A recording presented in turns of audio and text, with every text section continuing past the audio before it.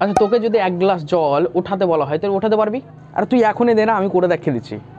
আর সেই 1 গ্লাস ভর্তি জলটাকে যদি তোকে উল্টো করে দিতে বলা হয়, আর যদি তোকে বলা হয় যে সেই জলটা যাতে মাটিতে না পড়ে, তাহলে তুই পারবি? না ভাই আমার দ্বারা হবে না, তুই কর। প্রথমত এরকম একটা 1 গ্লাস ভর্তি জল নিয়ে নেবো এবং তার সঙ্গে সঙ্গে একটা কার্ড নিয়ে নেবো।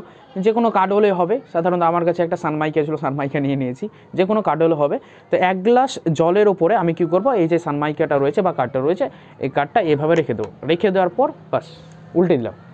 উল্টে দেওয়ার পর আমি কী করবো, এই গ্লাসটাকে আস্তে আস্তে করে তুলবো। দেখা যাক যে জলটা নিচে দিকে পড়ছে কি পড়ে না।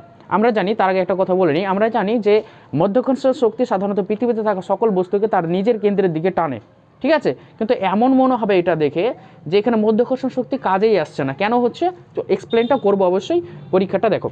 তো আমরা এইভাবে হাতটা টেনে নিচ্ছি। আচ্ছা দেখো পড়ছে, জলটা নিচের দিকে পড়ছে না।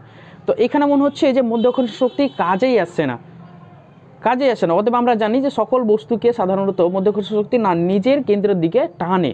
তো এখানে মনে হচ্ছে যে মধ্যাকর্ষণ শক্তি কাজেই আসছে না। কেন হচ্ছে? কারণ হচ্ছে সাধারণত এখান থেকে চাপটা কি করছে, ঊর্ধ্বমুখী বল প্রয়োগ করছে, এই জন্য সাধারণত জলটা নিচে আসছে না। আশা করি বোঝা গেছে। এই ট্রিক্সটা কে কে জানতে অবশ্যই কমেন্ট সেকশনে বলবে, ঠিক আছে?